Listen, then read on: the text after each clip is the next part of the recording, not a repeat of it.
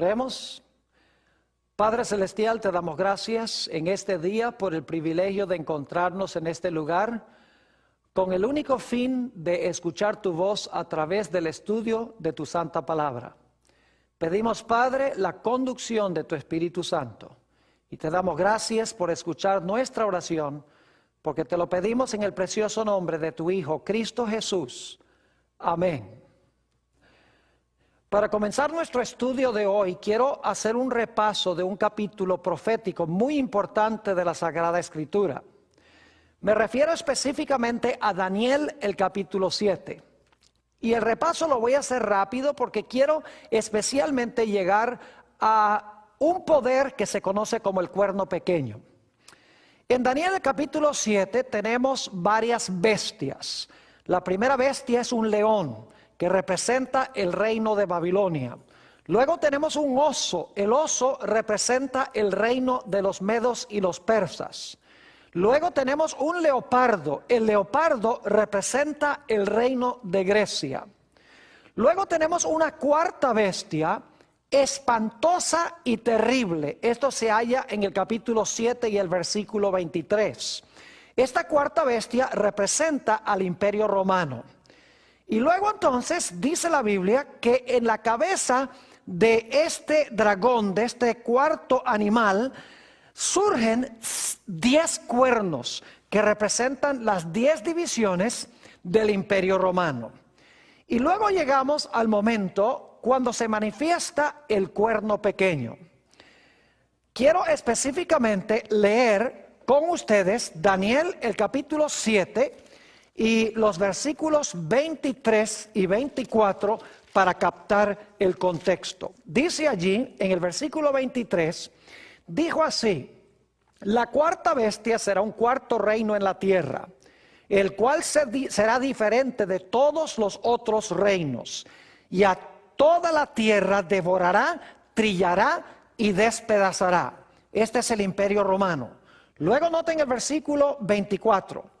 Y los 10 cuernos significan que de aquel reino se levantarán 10 reyes o reinos. Es decir, de Roma se iban a levantar 10 reyes o reinos. Y esto sucedió precisamente cuando el Imperio Romano fue dividido como resultado de las invasiones de las tribus bárbaras. En realidad, esto sucedió para el año 476 después de Cristo. Y luego notamos en el versículo 24 que surge otro poder de la cabeza de esta cuarta bestia. Nuevamente el versículo 24. Y los 10 cuernos significan que de aquel reino se levantarán 10 reyes y tras ellos se levantará otro, el cual será diferente de los primeros y a 3 reyes derribará. Así que tenemos la cuarta bestia, luego la cuarta bestia, le surgen 10 cuernos y luego en medio de los 10 un cuerno pequeño. Cuarta bestia Roma, los 10 cuernos son las divisiones de Roma que se completaron en el año 476 y luego tenemos el cuerno pequeño.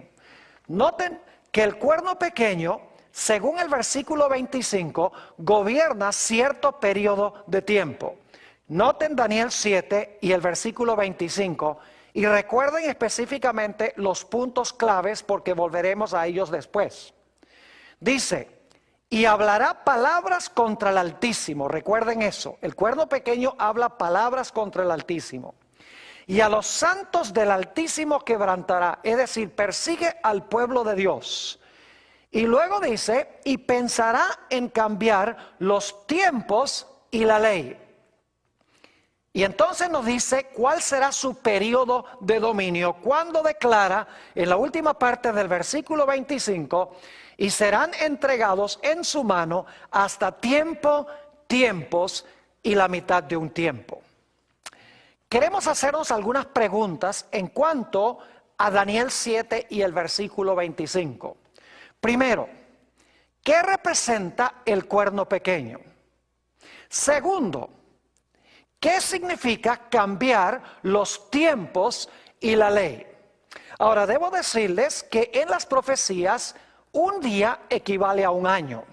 Así que 3 tiempos y medio, 3 años y medio, multiplicados por 360 días cada año, que es el año profético de la Biblia, nos da 1260 días o 1260 años. Es decir, el cuerno pequeño iba a gobernar 1260 años, iba a hablar palabras grandes contra el Altísimo, iba a perseguir los santos del Altísimo e iba a pensar o intentar cambiar los tiempos y la ley.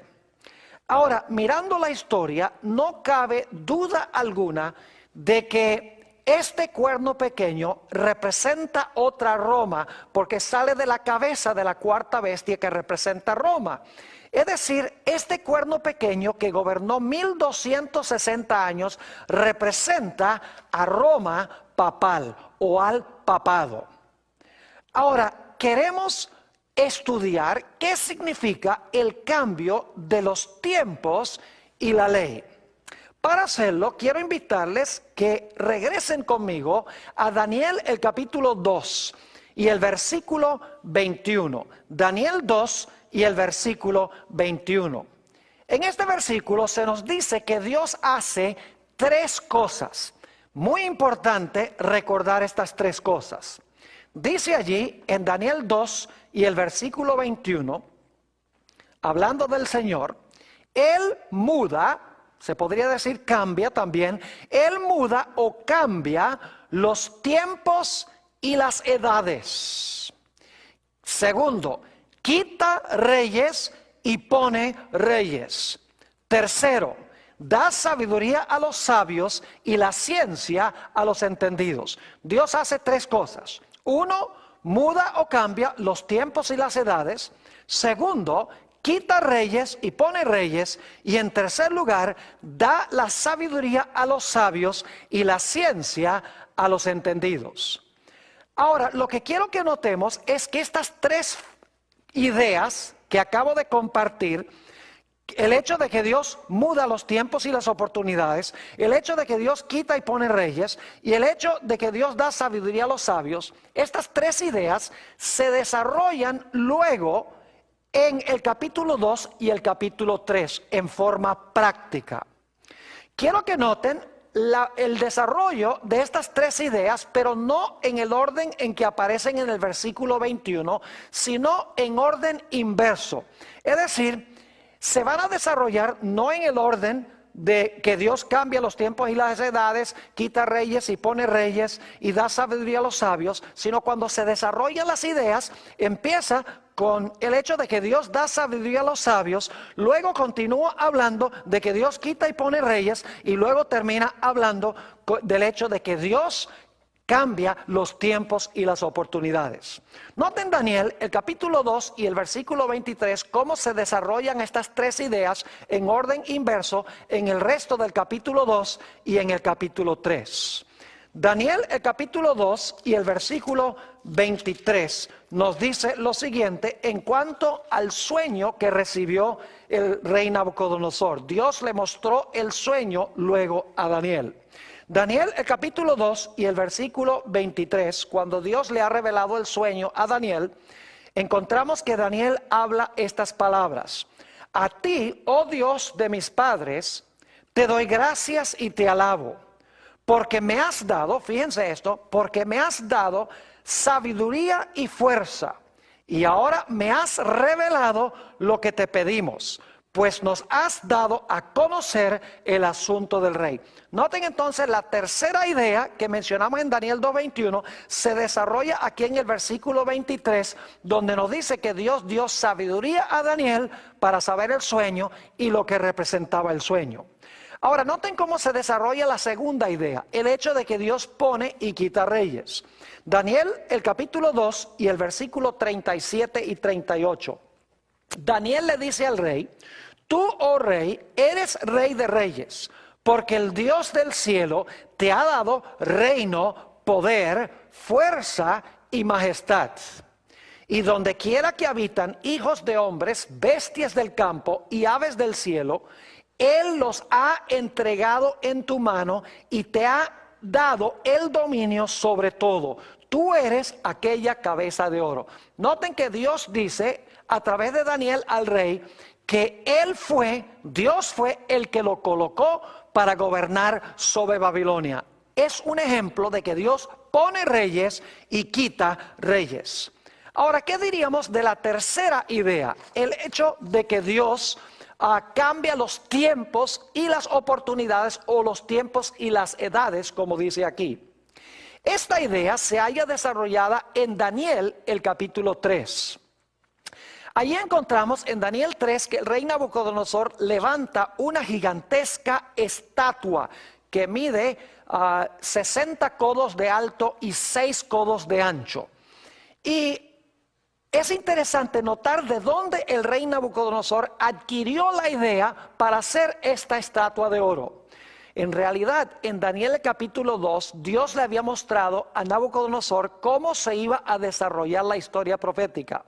Dios le había dicho a Nabucodonosor: la cabeza de oro eres tú, y luego después de ti se levantará otro reino de plata, que eran los medos y los persas. Luego se levantará un tercer reino de bronce, que eran los griegos, y luego se levantará un reino de hierro, que representa Roma, las piernas de la estatua. Y luego le dijo: entonces, después de eso, ese reino se va a dividir en 10 reinos de hierro mezclado con barro, que representa a Europa en su estado dividido.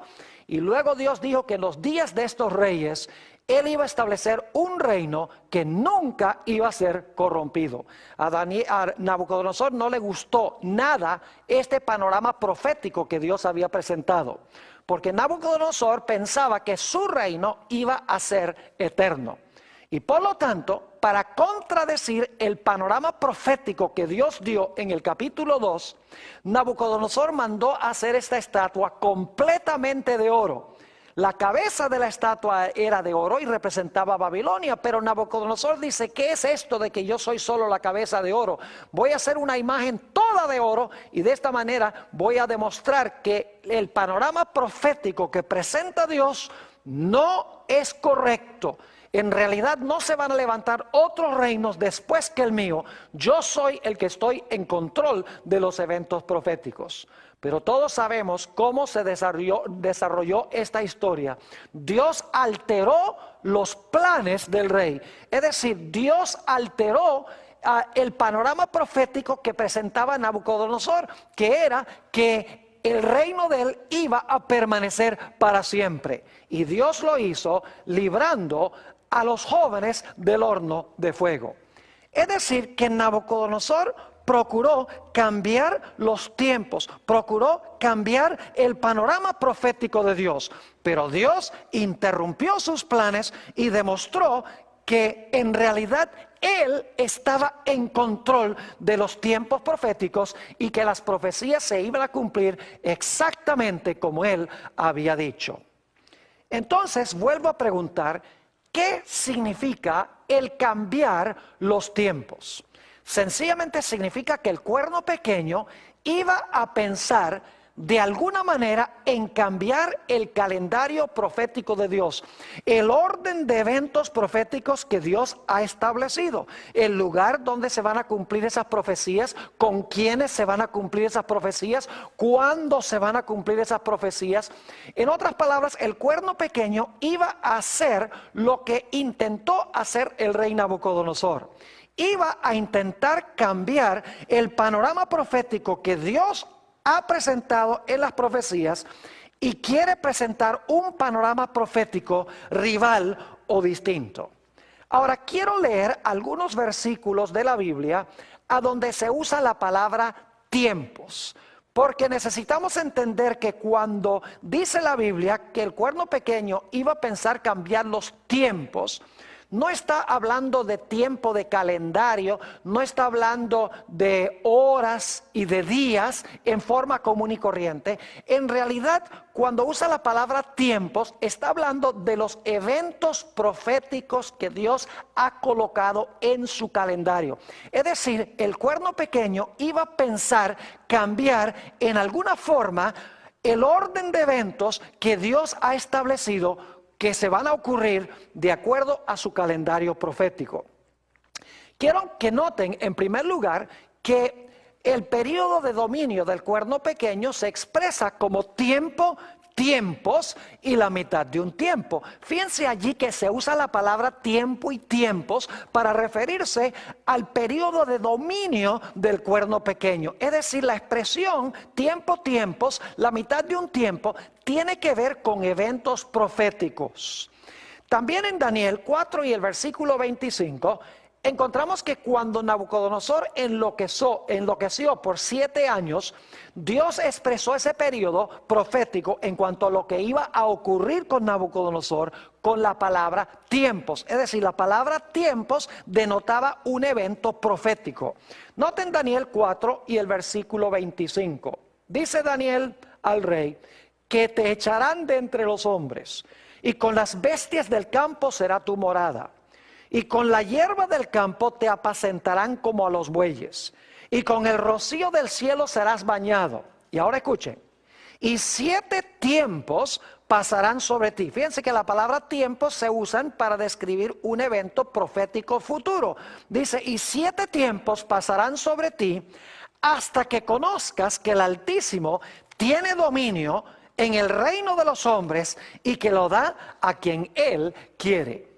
Vamos a notar algunos otros textos bíblicos que claramente usan la palabra tiempos y aún la palabra oportunidades para referirse a eventos en el calendario profético de Dios. Hechos 1 y el versículo 6 y 7. Jesús está en el monte de los olivos con sus discípulos. Y quiero que noten la pregunta que le hacen los discípulos a Jesús y la respuesta que les dio el maestro. Dice en Hechos 1 y el versículo 6, entonces los que se habían reunido le preguntaron diciendo, Señor, ¿restaurarás el reino a Israel en este tiempo? Es decir, ha llegado el momento en el calendario profético de Dios para establecer el reino con Israel. Noten la respuesta de Jesús en el versículo 7. Y les dijo, no os toca a vosotros saber los tiempos o las sazones. Fíjense que es similar la expresión a la que encontramos en Daniel 2:21. Dice, no os toca a vosotros saber los tiempos o las sazones que el Padre puso en su sola potestad. Es decir, no es para ustedes saber si ha llegado el momento en el calendario profético de Dios para que Él restaure el reino a Israel. Lo que sí pueden saber, les dijo Jesús en el versículo 8, pero recibiréis poder cuando haya venido sobre vosotros el Espíritu Santo y me seréis testigos en Jerusalén, en Judea, en Samaria y hasta lo último de la tierra. Nuevamente el Señor Jesucristo usó la expresión tiempos y sazones para referirse a un evento profético en el calendario de Dios. Noten también Primera de Tesalonicenses, el capítulo 5 y el versículo 1. Primera de Tesalonicenses, el capítulo 5 y el versículo 1. Aquí el apóstol Pablo está hablando del cierre de la puerta de la gracia y de la venida del Señor Jesús. Dice el apóstol Pablo, pero acerca de los tiempos, aquí está otra vez, acerca de los tiempos y las ocasiones, no tenéis necesidad, hermanos, de que yo os escriba. Y luego procede a hablar de la venida de Jesús para cerrar la puerta de la gracia como la venida del ladrón en la noche. Es decir, nuevamente se usa la palabra tiempos y también la palabra ocasiones u oportunidades para referirse a eventos que Dios ha establecido en su calendario profético. También vamos a notar Hechos, el capítulo 3 y el versículo 19 hasta el versículo 21. Hechos 3, 19 al 21. Dice aquí el apóstol Pedro en el día del Pentecostés, así que arrepentíos y convertíos, para que sean borrados vuestros pecados, para que vengan de la presencia del Señor tiempos de refrigerio. Fíjense que está hablando del derramamiento final del Espíritu Santo en la historia del mundo y se refiere a este evento con la expresión tiempos de refrigerio. Y Él envíe a Jesucristo que os fue antes anunciado, Aquí en desierto es necesario que el cielo reciba, ahora escuchen esto, hasta los tiempos de la restauración de todas las cosas de que habló Dios por boca de sus santos profetas que han sido desde el tiempo antiguo. Nuevamente, 2 veces en estos versículos se usa la palabra tiempos para referirse a eventos en el calendario profético de Dios. El primer uso describe el derramamiento final del Espíritu Santo, y la segunda expresión, tiempos, se usa en relación con la restauración de todas las cosas en la segunda venida de Jesús. También se usa en las profecías la palabra tiempo en singular para referirse a eventos proféticos. Noten Mateo, el capítulo 26 y el versículo 18. Mateo 26 y el versículo 18. Esto se está realizando en realidad en la fiesta de la Pascua que está por llegar. Dice, y él dijo: id a la ciudad a cierto hombre y decidle: el maestro dice, mi tiempo está cerca. En tu casa celebraré la Pascua con mis discípulos. Fíjense que Jesús dice, mi tiempo está cerca. Jesús se está refiriendo aquí al momento en el calendario de Dios cuando Él debía morir en la cruz. En realidad, en la profecía de las 70 semanas de Daniel, el capítulo 9, nos dice que en toda la mitad de esa última semana el Mesías iba a ser cortado, el Mesías iba a morir. Y Jesús tenía que morir en el mismo día en que se celebraba la fiesta de la Pascua, en el día 14 de Nisan. Es decir, Jesús, cuando usa la palabra tiempo, mi tiempo está cerca, se está refiriendo a un evento fijo en el calendario de Dios. Noten Lucas, el capítulo 21 y el versículo 24, otra vez se usa la palabra tiempos para describir un evento profético. Está hablando aquí de la dispersión de los judíos y cuándo va a terminar la dispersión del Israel de Dios. Dice, y caerán a filo de espada y serán llevados cautivos a todas las naciones. Y Jerusalén será hollada por los gentiles, ahora escuchen, hasta que los tiempos de los gentiles se cumplan. Fíjense que aquí se usa la expresión hasta que los tiempos de los gentiles se cumplan. Ahora surge la pregunta, ¿cuántos son los tiempos de los gentiles? ¿Será que Dios ha establecido un periodo de tiempo específico en su calendario que se describe como tiempos de los gentiles? Claro que sí. Quiero que noten en Lucas 21, 24 que hay varios elementos. En primer lugar, nos habla de Jerusalén. En segundo lugar, nos dice que será hollada. En tercer lugar, nos dice que será hollada por los gentiles. Y en cuarto lugar, será hasta que los tiempos de los gentiles se cumplan. Ahora fíjense Apocalipsis 11, 2 y 3, a donde aparecen las mismas 4 ideas, pero no usa la palabra tiempos en forma indefinida, sino que da un periodo de tiempo específico. Dice ahí en Apocalipsis 11, 2 y 3, pero el patio que está fuera del templo, déjalo aparte y no lo midas, porque ha sido entregado a los gentiles. Fíjense el primer elemento, ha sido entregado a los gentiles. Y ellos hollarán, ahí está la segunda idea, pisotearán la ciudad santa, ahí está la tercera idea, la ciudad santa es Jerusalén, y luego dice 42 meses. Es decir, que la palabra tiempos en Lucas 21, 24 se está refiriendo a los 42 meses de Apocalipsis 11 y el versículo 3. Es decir, la palabra tiempos en la expresión tiempos de los gentiles se refiere a un periodo profético exacto que Dios ha colocado en su calendario. Vamos a notar algunos otros textos más. Marcos, el capítulo 1 y el versículo 15, Jesús se acaba de bautizar y está por comenzar su ministerio. Dicho sea de paso, la profecía de Daniel 9 de las 70 semanas también daba la fecha exacta en que el Mesías iba a ser ungido o bautizado para comenzar su ministerio.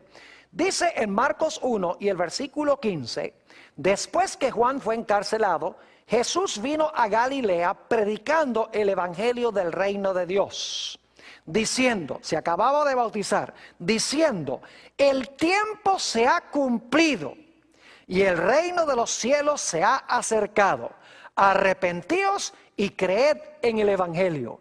Fíjense que la profecía de las 70 semanas, por lo menos el inicio de la última semana, se había cumplido. Jesús había sido bautizado y aquí Jesús dice, el tiempo se ha cumplido. Otra vez la palabra tiempo se usa para describir un evento en el calendario profético de Dios. Notemos también Hechos, el capítulo 17 y el versículo 26. Hechos 17 y el versículo 26. Aquí nos dice que Dios tiene un calendario que ha prefijado desde antes que las cosas ocurran. Dice el apóstol Pablo hablando a los filósofos en Grecia, y de una sangre ha hecho todo el linaje de los hombres para que habiten sobre toda la faz de la tierra, y les ha, noten esto, les ha prefijado el orden de los tiempos y los límites de su habitación. Noten también Gálatas el capítulo 4 y el versículo 4. Vez tras vez, mis amigos, la palabra tiempos y el singular tiempo se refiere a eventos en el calendario profético de Dios. Dice en Gálatas 4 y el versículo 4, pero cuando vino el cumplimiento del tiempo, es decir, cuando vino el momento en el calendario de Dios preciso, Dios envió a su Hijo, nacido de mujer y nacido bajo la ley. Nuevamente nos habla del cumplimiento del tiempo, un evento específico en el calendario profético de Dios. Noten también Apocalipsis el capítulo 12 y el versículo 14. Nuevamente la palabra tiempo, la palabra tiempos, medio tiempo, tiene que ver con eventos proféticos. Dice allí en Apocalipsis 12 y el versículo 14, hablando de la iglesia perseguida durante la Edad Media, y se le dieron a la mujer las dos alas de gran águila, para que volase de delante de la serpiente al desierto, a su lugar, donde es sustentada por un tiempo y tiempos y la mitad de un tiempo. Noten otra vez que las palabras tiempo, tiempos, medio tiempo, se refiere al poder, al tiempo del dominio del poder papal, del poder del cuerno pequeño, cuando la iglesia de Dios iba a huir al desierto, según dice aquí. Leamos aunque sea un texto más que usa la palabra tiempo para referirse a eventos proféticos de Dios. En Apocalipsis 10:6 nos está hablando del hecho de que ya iban a concluir los tiempos proféticos. Es decir, no hay ninguna profecía de tiempo en la Biblia que aún se cumple después de lo que se describe en Apocalipsis 10 y el versículo 6. Dice allí, y el ángel que vi en pie sobre el mar y sobre la tierra, levantó su mano al cielo y juró por el que vive por los siglos de los siglos, que creó el cielo y las cosas que están en él, y la tierra y las cosas que están en ella, y el mar y las cosas que están en él, que el tiempo no será más. Ahora, esto no puede estar refiriéndose al fin de la historia, cuando dice que el tiempo no será más. Y hay dos razones por las cuales esto tiene que ver con eventos proféticos que son demarcados por profecías de tiempo. En primer lugar, esto sucede antes de que suene la séptima trompeta. La séptima trompeta es el final de la historia como lo conocemos, pero esto sucede en el momento de la sexta trompeta. Así que el tiempo en términos de la historia del mundo no puede haber terminado en ese momento. Y en segundo lugar, nos dice que inmediatamente después de decir que el tiempo no será más, se le dice al profeta, sal y profetiza de nuevo. Si el mundo se hubiera acabado, si la expresión el tiempo no será más significa que no va a haber más historia, entonces, ¿cómo es que se le dice a Juan, sal y profetiza de nuevo? Obviamente, esto está hablando de la conclusión de los tiempos proféticos, de profecías que tienen que ver con tiempo específico. La última profecía de tiempo que se cumplió es la de Daniel 8:14, hasta 2300 días y el santuario será purificado. Ahora volvemos otra vez a la idea de que el cuerno pequeño pensó que podía cambiar los tiempos y la ley. Si el cuerno pequeño es un símbolo del papado y el desarrollo de las naciones de Daniel 7 indican de que representa el papado, porque tenemos a Babilonia, Medo-Persia, Grecia, el Imperio Romano, Roma se divide en 10, luego entonces sale el cuerno pequeño, gobierna 1260 años en lo que antes había sido el Imperio Romano. No cabe duda que el cuerno pequeño representa el poder papal. Entonces, en alguna forma, el poder papal durante el periodo de la Edad Media iba a intentar de alguna manera cambiar los tiempos, es decir, el calendario de eventos proféticos de Dios. ¿Con quién se iban a cumplir las profecías? ¿A dónde se iban a cumplir las profecías? ¿Y en qué manera se iban a cumplir esas profecías? La pregunta es, ¿intentó Roma papal cambiar los tiempos, es decir, cambiar el panorama profético de Dios? La respuesta es que sí. No tengo mucho tiempo para describir lo que pasó en la Reforma Protestante, pero la Reforma Protestante, iniciada, según los historiadores, por Martín Lutero, empezó a estudiar estas profecías de Daniel 7, de Apocalipsis 17, segunda de Tesalonicenses 2, y apuntaron el dedo hacia la iglesia romana como el cumplimiento de estas profecías. Porque ciertamente el papado persiguió a los santos de Dios, habló palabras contra el Altísimo. En realidad Apocalipsis dice que habló blasfemias contra el Altísimo. Y blasfemia, según la Biblia, es cuando un mero hombre profesa tener poder para perdonar pecados y cuando un hombre en la tierra se proclama Dios. En alguna forma, Roma papal iba a intentar cambiar el calendario profético de Dios, que es lo que significa pensará cambiar los tiempos. ¿Y cómo fue que pasó esto? Cuando los reformadores protestantes estudiaron estas profecías y comenzaron a predicarlas, muchedumbres de personas y naciones enteras en Europa empezaron a abandonar a la iglesia romana. La iglesia romana vio, por lo tanto, la necesidad de contrarrestar la reforma protestante. El primer paso fue convocar el Concilio de Trento, que duró desde 1545 hasta 1563. Pero de alguna forma había que revocar la forma en que los protestantes interpretaban las profecías, porque ellos seguían la secuencia: Babilonia, Medo-Persia, Grecia, el Imperio Romano dividido, luego entonces el cuerno pequeño que iba a gobernar más de 1000 años, y ellos estaban viviendo durante ese periodo. De alguna manera había que ofrecer una interpretación distinta que la interpretación que estaban dando los reformadores protestantes. Así fue que se levantó un individuo con el nombre de San Ignacio de Loyola y estableció lo que se conoce como los jesuitas o la Sociedad de Jesús. Eso fue en el año 1534. San Ignacio de Loyola expresó claramente que su intención era establecer esta sociedad para contrarrestar la reforma protestante y para extirparla de la existencia. De los jesuitas salieron dos teólogos que dieron una interpretación diferente a las profecías que estaban dando los reformadores protestantes. El primero de estos se llamó Luis de Alcázar. Luis de Alcázar escribió un libro a donde decía: no, esta profecía del cuerno pequeño de Daniel el capítulo 7 y esta profecía de la bestia no tiene nada que ver con Roma papal.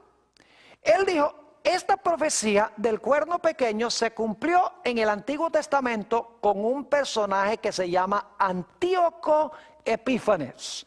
Desacró el templo judío, persiguió a los judíos, sacrificó un cerdo sobre el altar y gobernó más o menos 3 años, algo más de 3 años. Pero bueno, como son 3 años, 3 y medio, en realidad no interesa. Es suficientemente aproximado como para cumplirse la profecía del cuerno pequeño. Es decir, decía que el cuerno pequeño no era Roma papal, sino que era Antíoco Epífanes quien se levantó aún antes que Cristo naciera. Y luego dijo, la bestia de Apocalipsis, el capítulo 13, no representa el papado, sino que la bestia representa en realidad a los emperadores romanos y específicamente a Nerón. Así que si el cuerno pequeño se cumplió en el Antiguo Testamento y si la bestia se cumplió durante el tiempo de los emperadores romanos, entonces el cuerno pequeño no tiene nada que ver con nuestra iglesia, no tiene nada que ver con Roma papal. Luego se levantó otro teólogo católico con el nombre de Francisco Rivera, también jesuita, y estableció una escuela de interpretación profética diferente que la preterista que había establecido Luis de Alcázar. Francisco Rivera dijo, no, la profecía del cuerno pequeño y de la bestia no se han cumplido todavía estas dos profecías. Él dijo, en realidad estas profecías se van a cumplir en el futuro con el Israel literal. Se va a levantar un personaje que va a reconstruir el templo, se va a sentar allá en el templo en Jerusalén, va a blasfemar contra Dios, va a perseguir a los judíos y va a gobernar por 3 años y medio literales en el futuro, al final de la historia. Es decir, que Francisco Rivera proyectó el cumplimiento de las profecías al lejano futuro, mientras que Luis de Alcázar proyectó el cumplimiento de las profecías al lejano pasado.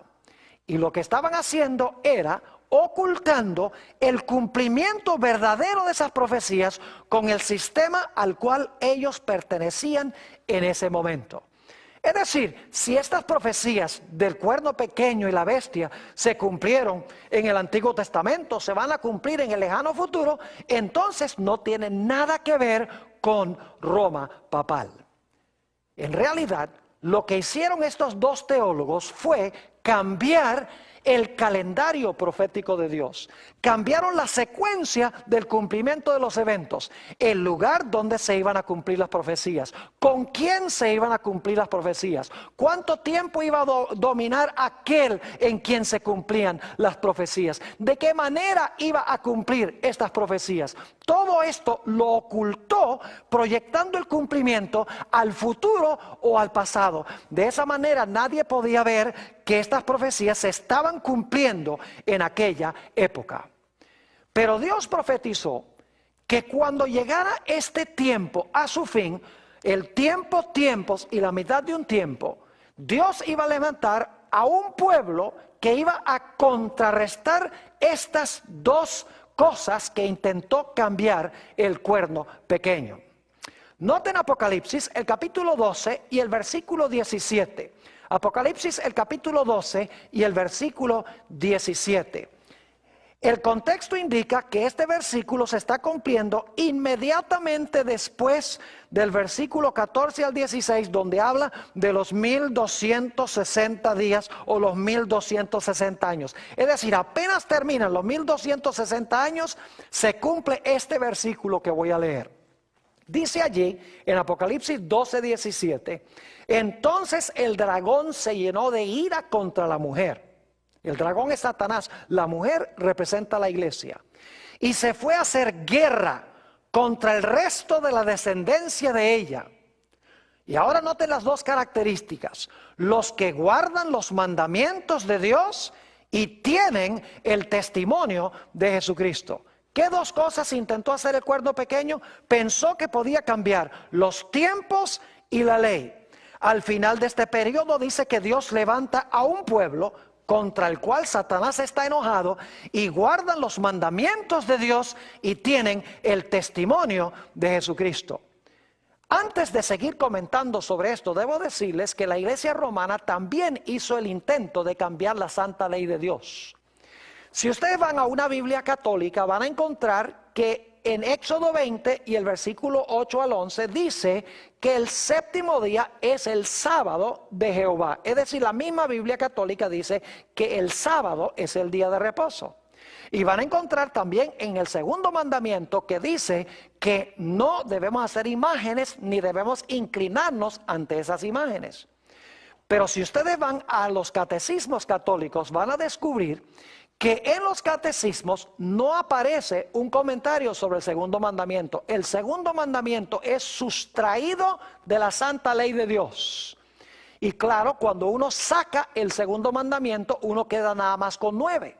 Así que la Iglesia romana lo que hace es sacar el segundo. Esto es en los catecismos, no en la Biblia, porque en la Biblia está el mandamiento sobre las imágenes. Pero en los catecismos sacan el segundo mandamiento y para quedar con 10, dividen el 10º mandamiento en 2. No codiciarás los bienes de tu prójimo y no codiciarás la mujer de tu prójimo. Pero también en los catecismos dice que el mandamiento del sábado sencillamente significa santificar las fiestas. En realidad el cuarto mandamiento dice que el 7º día es sábado de Jehová tu Dios. La Iglesia Católica ha profesado tener el poder para cambiar el día de reposo. Por eso guardan el domingo en vez del sábado. Es decir, que la Iglesia romana pensó que podía cambiar la ley de Dios, sustrayendo el segundo mandamiento en los catecismos y poniendo el domingo como día de reposo, y procuró cambiar también los tiempos proféticos de Dios, cómo se iban a cumplir las profecías, estableciendo un método de interpretación preterista y estableciendo un método de interpretación futurista. Pero Apocalipsis 12:17 dice que Dios iba a levantar a un pueblo en los últimos días contra el cual Satanás iba a estar enojado. Un pueblo que guarda los mandamientos de Dios, incluyendo el cuarto que fue cambiado, y que tienen el testimonio de Jesucristo. Ahora, inmediatamente nos preguntamos, ¿qué es el testimonio de Jesucristo? Bueno, noten lo que dice Apocalipsis, el capítulo 19 y el versículo 10. Apocalipsis 19 y el versículo 10. Aquí está hablando de Juan, quien se postra delante de un ángel que viene a él. Dice, y yo me postré a sus pies para adorarle. Y él me dijo, mira, no lo hagas. Yo soy consiervo tuyo y de tus hermanos que retienen el testimonio de Jesús. Adora a Dios porque el testimonio de Jesús es el espíritu de la profecía. Ahora sabemos que la expresión en Apocalipsis 12:17, donde dice que el remanente tendrá el testimonio de Jesucristo, significa que iba a tener el espíritu de profecía o iba a tener en su medio el don de profecía. Es decir, después de los 1260 años, Dios iba a levantar a un pueblo que iba a tener dos características para contrarrestar las dos cosas que intentó hacer el cuerno pequeño. En primer lugar, iban a guardar los mandamientos de Dios, incluyendo el mandamiento que intentó cambiar el cuerno pequeño. Iban a tener también el espíritu de profecía para corregir, como veremos, el cambio que procuró hacer el cuerno pequeño en los tiempos proféticos de Dios. Ahora, quiero que notemos lo que nos dice Apocalipsis 13 y el versículo 16 y 17. Apocalipsis 13, 16 y 17. Y debo decirles que en Apocalipsis 13 tenemos la misma secuencia que en Daniel 7. En Apocalipsis 13:2 dice que hay un león, hay un oso, hay un leopardo, hay un dragón que tiene 10 cuernos, y luego el dragón de 10 cuernos le da su autoridad a la bestia, así como de la cabeza del dragón salió un cuerno pequeño. Ahora, en Daniel 7, el énfasis es que durante los 1260 años, el cuerno pequeño iba a intentar cambiar los tiempos proféticos de Dios, el calendario profético de Dios, e iba a intentar cambiar la ley de Dios. Pero en el libro de Apocalipsis, el énfasis recae en lo que va a suceder en el futuro. Es decir, el cambio que hizo en la ley de Dios y el cambio en el calendario profético de Dios, en el tiempo del fin se iba a levantar para intentar cambiar eso, no solamente en Europa, sino a nivel global. Noten lo que dice Apocalipsis 13, 16 y 17. Dice, y hacía que a todos, pequeños y grandes, ricos y pobres, libres y esclavos, se les pusiese una marca en la mano derecha o en la frente, y que ninguno pudiese comprar ni vender, sino el que tuviese la marca, fíjense, el que tuviese la marca o el nombre de la bestia o el número de su nombre. Es decir, que esta bestia de Apocalipsis 13 iba a imponer la marca de la bestia. Ahora, ¿qué es la marca de la bestia? La marca de la bestia, y no tengo tiempo para entrar en todos los detalles, pero la marca de la bestia representa el cambio que se hizo en la santa ley de Dios. La iglesia romana dice, el cambio del día de reposo es nuestra marca de autoridad.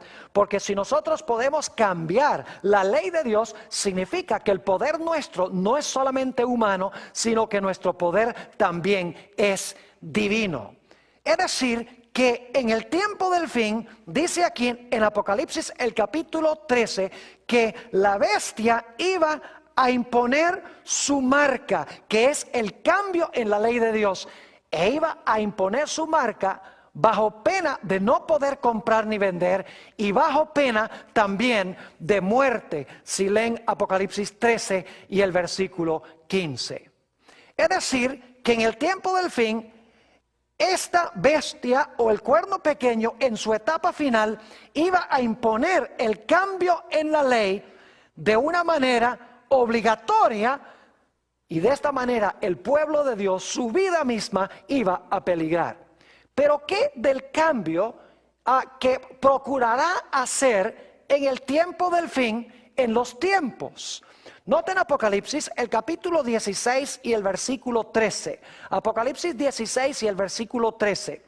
Esto está hablando de otra bestia que se levantó de la tierra, se menciona en Apocalipsis 13, y esta bestia es la que impone la marca de la primera bestia. Ahora quiero que noten qué nombre se le da a esta bestia que se levanta de la tierra. Dice, y vi salir de la boca del dragón, y de la boca de la bestia, y de la boca del falso profeta, 3 espíritus inmundos a manera de ranas. ¿Cómo se le llama a esta bestia que se levanta de la tierra? Que dicho sea de paso, impone la marca de la bestia, hace una imagen de esa bestia que gobernó 1260 años. Se le llama con el nombre de falso profeta. Tenemos, en otras palabras, en el tiempo del fin, las dos características que menciona Daniel 7 en cuanto al cuerno pequeño y lo que hizo durante los 1260 años. En Daniel 7 y el versículo 25 dice que el cuerno pequeño, que es la iglesia romana, durante los 1260 años, iba a pensar cambiar los tiempos, es decir, el calendario profético de Dios y la ley, específicamente el cuarto mandamiento. La Biblia nos dice en Apocalipsis 12:17 que Dios iba a levantar a un pueblo que guarda los mandamientos de Dios, es decir, va a corregir el cambio en la ley, y que tiene el testimonio de Jesucristo, que es el don de profecía, con el cual ellos van a poder explicar correctamente el calendario profético de Dios, correctamente las profecías de la Biblia. Pero estamos viendo en Apocalipsis 13 que los poderes opuestos al pueblo de Dios no se van a quedar con los brazos cruzados, porque la Biblia nos dice que esta bestia que se levanta de la tierra va a imponer la marca de la bestia, que es el cambio en la ley de Dios. Y en segundo lugar dice que esta bestia que se levanta de la tierra resulta ser un falso profeta también de la bestia que procuró cambiar la ley de Dios.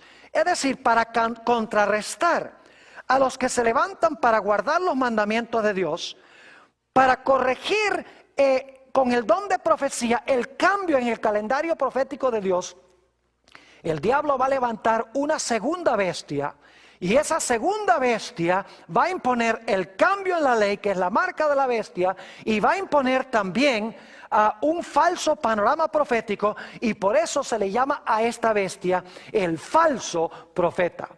Pero gracias a Dios que la Biblia nos dice que Dios va a levantar un pueblo en el tiempo del fin que va a restaurar la ley de Dios, específicamente el sábado, y que va a presentar un panorama profético correcto. ¿Y a dónde se encuentra ese mensaje? En Apocalipsis 14 y el versículo 6 hasta el versículo 12. Vamos a leer ese pasaje. Vi volar por en medio del cielo a otro ángel, que tenía el evangelio eterno para predicarlo a los moradores de la tierra, a toda nación, tribu, lengua y pueblo, diciendo a gran voz: temed a Dios y dadle gloria, porque la hora de su juicio ha llegado. Y ahora escuchen bien. Y adorad a aquel que hizo el cielo y la tierra, el mar y las fuentes de las aguas. Fíjense que este mensaje que Dios ha encomendado a su pueblo en los últimos días, se le ha llamado a proclamar y adorar a aquel que hizo el cielo, la tierra, el mar y las fuentes de las aguas, es decir, al Dios creador. Y según la Biblia, la señal del Dios creador es el sábado. Es más, esta referencia, adorad a aquel que hizo el cielo, la tierra, el mar y las fuentes de las aguas, viene de Éxodo 20 y el versículo 11, el cuarto mandamiento de la santa ley de Dios. Es decir, Dios va a tener un pueblo en los últimos días que va a contrarrestar la marca de la bestia, el cambio en la ley, y va a proclamar el mensaje del Creador, el mensaje del sábado. Pero ese pueblo también va a presentar un panorama correcto de las profecías. Note lo que sigue diciendo en Apocalipsis 14 y el versículo 8. Otro ángel le siguió diciendo: ha caído Babilonia, la gran ciudad, porque ha hecho beber a todas las naciones del vino del furor de su fornicación. Es decir, que el remanente de Dios va a denunciar a Babilonia, va a identificar a Babilonia. Y luego noten el mensaje del tercer ángel, versículo 9. Y el tercer ángel lo siguió diciendo a gran voz: si alguno adora a la bestia y a su imagen, y recibe la marca en su frente o en su mano, él también beberá del vino de la ira de Dios, que ha sido vaciado puro en el cáliz de su ira, y será atormentado con fuego y azufre delante de los santos ángeles y del Cordero. Y el humo de su tormento sube por los siglos de los siglos, y no tienen reposo de día ni de noche los que adoran a la bestia y a su imagen, ni nadie que reciba la marca de su nombre. Y luego en contraste dice: aquí está la paciencia de los santos, los que guardan los mandamientos de Dios y la fe de Jesús. Mis queridos amigos, el mensaje del tercer ángel nos dice que debemos predicar en contra de la bestia, debemos proclamar en contra de su imagen y debemos proclamar en contra de su marca. Pero para eso necesitamos saber quién es la bestia, qué es su imagen y qué es su marca. Es decir, necesitamos tener el panorama profético correcto para identificar a estos poderes en la historia. Es decir, Dios va a levantar a un pueblo que corrige el cambio que se hizo en la ley, un pueblo que va a tener el testimonio de Jesucristo, va a tener el don de profecía para corregir el cambio que hizo el papado en el calendario profético de Dios. Yo quiero decirles que solo hay un pueblo en el mundo que cuadra con estas dos características, y es la Iglesia Adventista del Séptimo Día. No significa que no hay hijos sinceros de Dios en todas las iglesias. Hay verdaderos hijos de Dios en todas las iglesias. Pero estamos hablando de un pueblo que Dios escogió para restablecer los mandamientos de Dios, incluyendo el cuarto, y para presentar un panorama profético correcto. Ahora, la Iglesia Adventista del Séptimo Día, que se levantó alrededor del mismo tiempo que cayó esa bestia que procuró cambiar los tiempos y la ley, enseña a la Iglesia Adventista que debemos guardar todos los mandamientos de Dios, incluyendo el mandamiento del sábado. La Iglesia Adventista no solamente ha restaurado los mandamientos de Dios, incluyendo el cuarto, sino que la Iglesia Adventista tiene en su medio el don de profecía para explicar las profecías correctamente, para que la gente pueda saber cuáles son los poderes que van a jugar un papel muy importante en estos últimos días. En la iglesia adventista se encuentra la voz profética a través de los escritos de una mujer llamada Elena G. de White.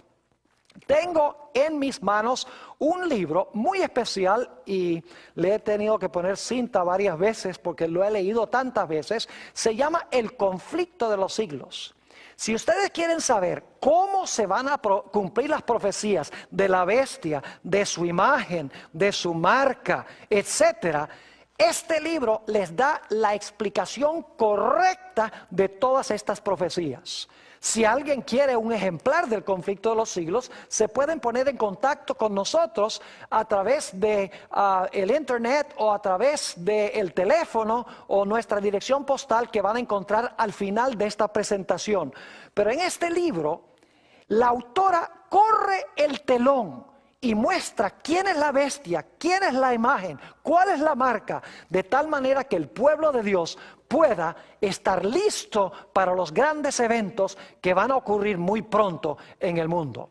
Así que en cortas cuentas, el cuerno pequeño, Roma papal, pensó que podía cambiar los tiempos o el calendario profético de Dios y la santa ley, específicamente el sábado.